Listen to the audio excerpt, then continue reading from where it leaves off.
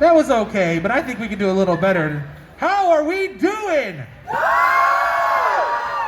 That sounded much better. Well, I want to thank you guys for coming out to Grand Rapids Comic-Con. From what I'm hearing, we are very close to capacity, so we want to thank you guys. We tip our hats to you for coming out. Yes, exactly. Thank you.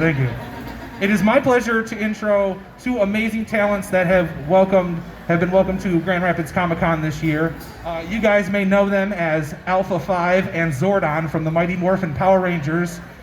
Let's give a big round of applause for David Fielding and Sandy Selner.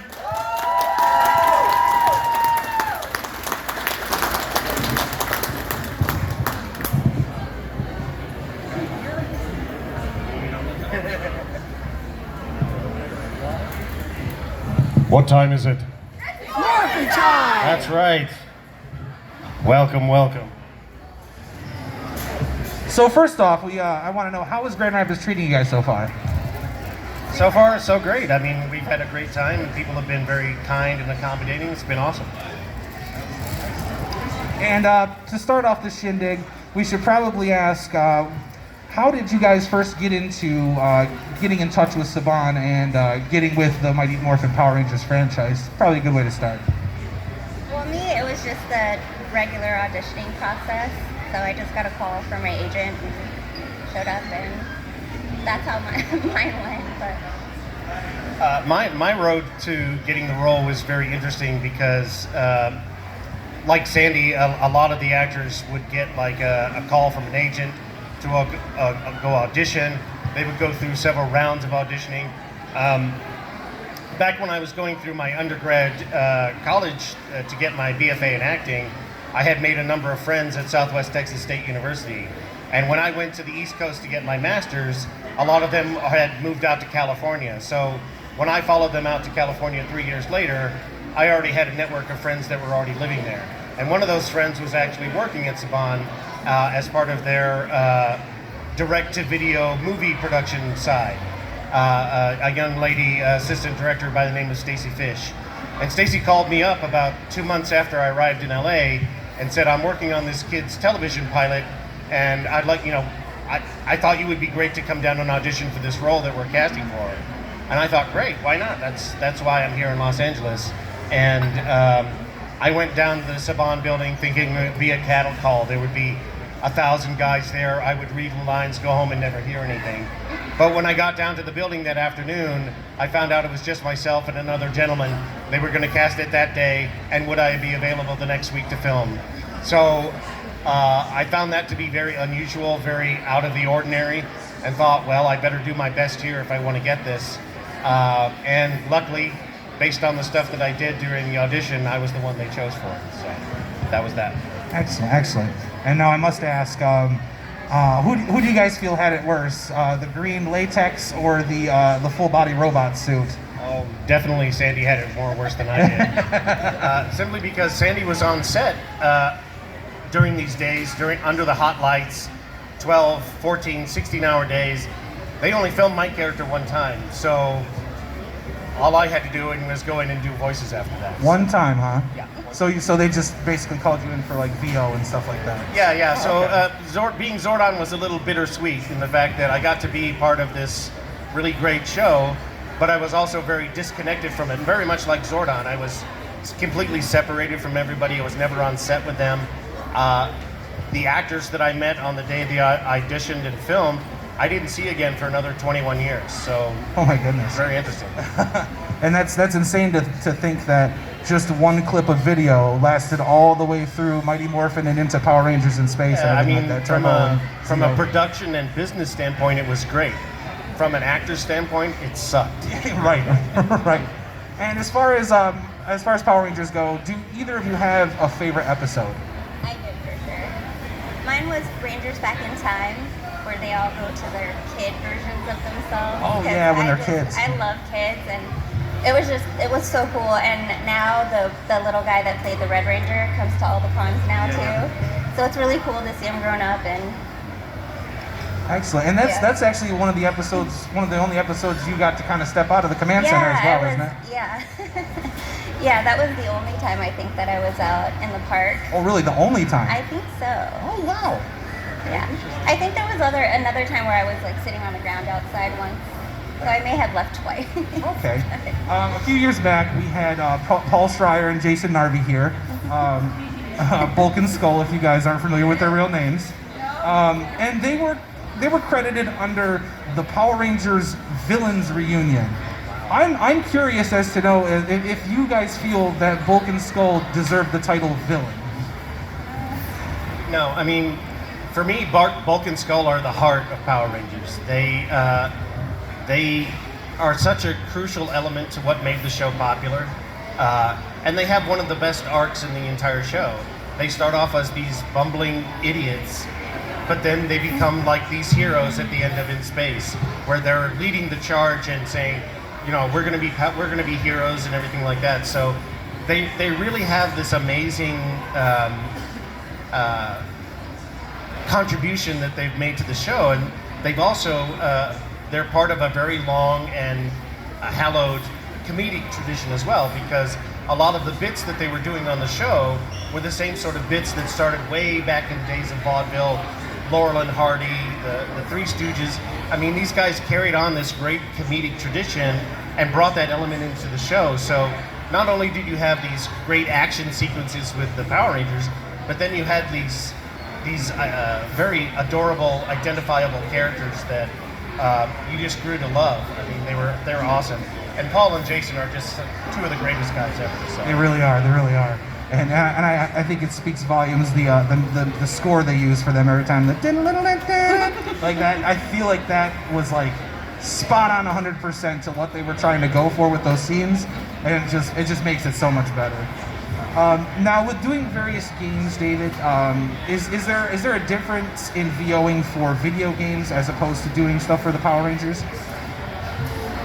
Yeah, I mean, when you're doing VO for a television show, you're given a very small window of time to make sure you get your line out, because the timing of each of the sequences is timed out to the second.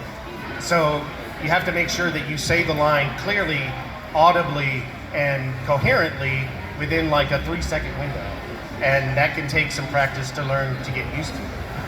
But in a video game, I mean, you can do as many takes as you want.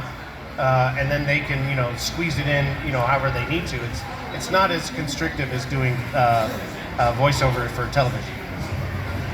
And are you guys familiar with the Boom Studio Power Rangers comic series at all? Oh yeah. We had the pleasure of having Ryan Parrott and Kyle Higgins here, and Ryan actually shared something really, really awesome. Is that he met Steve Cardenas at a con a while back, and Steve kind of explained how Rocky's original character was supposed to have all this development of how he was a struggling older brother, and how he was like, his brothers looked up to him and stuff like that, but it was all scrapped, it was all thrown on the table to kind of progress the show. And Ryan actually was like, I need you to write that down for me, because I would love to put that in the comic books. So just to put that out there, if there's something you ever wanted to see in Power Rangers, you might be able to get it through with Ryan Parrott. Ryan's a great guy, but both he and Kyle did an amazing job with taking this cheesy G-rated show and then moving it forward into a modern time where it's still colorful, it's still action, but it has much more of a mature theme. It's very awesome. And of course, Kyle, the creator of Lord Draken, which I think was a game changer in the Power Rangers world, in my opinion. The Boom Studios, to me, brought kind of a breath of fresh air in Mighty Morphin, and I don't think the fans ever really left, but I feel like a resurgence happened, if you will. Through the love of Power Rangers, there's been conventions, full conventions formed, like Power Morphicon and stuff like that. What is it to you guys to see that type of like Ranger love grow and like seeing that at all the conventions? Because I'm sure it's super predominant in almost every convention you go to. I think it's really amazing just to see, and then multiple generations of fans. Like the kids that grew up watching us are now sharing our show with their children, and it's just cool to see like families have something to bond over, and yeah, that's just my favorite part of it. Yeah, I mean, people ask me what's the best part about being part of Power Rangers, and it's stuff like this. It's meeting fans. getting to be able to travel to different places and, you know, hearing the stories that you guys have about what the show meant to you. That's the best part about being part of Power Rangers for me. So. Sandy, if you would, could you explain the process of getting the Alpha 5 costume on and roughly about how long it took you? Well, luckily we had it down to a science pretty much, so I would go in like a bodysuit, and then I'd just get in there and they'd put me together, kind of. It didn't take that long, really. So it was almost like building Iron Man, if you will. Kind of, like they'd screw on the bottom part, then my chest plate, and then the hardest part was just probably the helmet that had to be put together. But yeah. Excellent. And David, I understand that you are a writer as well, and you and Karen Ashley are working on something called The Order. Could you tell the crowd about that and the status of it currently? Well, we had done like a crowdfunding thing for The Order, and there were some technical difficulties with it, so we had to put it on hold for a while. But Karen has been shopping it around to different production companies to try to get it made into a series of some kind. So she is doing a lot of, pounding the pavement, knocking on doors, and doing her best to try to get it made. Karen is a ball of sunshine and a machine when it comes to trying to get that stuff going. And, you know, she tries to update me as much as possible, but for the last couple of years, it's just been sort of like the same sort of round of people really like it, but for whatever reason or other, they're not willing to put any more investment into it. So we're still trying to keep hope alive about it for it. So I understand you guys did a comic book adaptation as well. Yeah, we did a 2-issue prequel comic that led into the story that we wrote for the original film that we did. Excellent. And within the Power Rangers universe, who are your guys' favorite Power Rangers to do conventions with? My favorite's Karen, just because she was like my closest buddy from the show. We both started the same exact day, and we're both probably the youngest on set. So, okay. Yeah. Wow, okay. I mean, we do a fair number of conventions, and we always we're either running into the same Rangers that we've hung out with before, or we'll meet a new Ranger from a new series or whatever. And I don't know what it is in the casting process, but whoever they choose, they're always generally really great people. So it's fun to meet them and hear about their experiences, and they're always sort of like, oh, the OGs and that stuff. So we're not worthy. Well, I love any time that we get to see each other too, because this is literally the second time that we've ever been together. They should put us together more. Yeah, absolutely. Agreed. And you wrote a book called Vigilance, correct? I did write a superhero book called Vigilance, yeah. And could you explain the story of Vigilance for us? The story of Vigilance is basically a pastiche of like a lot of the DC heroes, and I tried to tell it in a sort of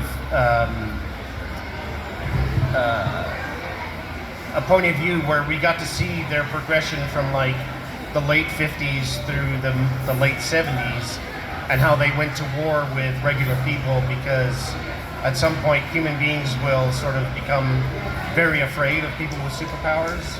And in that novel, the Superman character is supposedly killed very early on, and the rest of the heroes become hunted after that. And it's basically the story of one of those heroes who takes it upon himself a number of years later to expose the truth about how the war was something that was started by some people with some very nefarious reasons for doing it. So it sounds amazing. Sandy, you have a film that you're about to work on soon as well. Would you mind explaining that a little bit, if you could talk about it? I don't. If you have NDAs, obviously, I don't want you to. Well, I don't want to say a lot about it, but it's going to be fun. It's going to be kind of like a really dark kind of comedy-ish, a little bit, but. With the 95 Power Rangers movie, a lot of people get this misconstrued that you two were not Alpha 5 and Zordon in it. Was there a specific reason for that? Was it just because they were filming in Australia predominantly? Is that mainly for the most part, the issue? Yeah. Okay. That's something that's always been bugging me. I don't know if it was ever been asked or not. I'm sure it has. I'm sure it has. Well, I've been asking a lot of questions up here, so I'm going to open the floor up to all of you. So if anybody would like to ask a question, please line up at the microphone.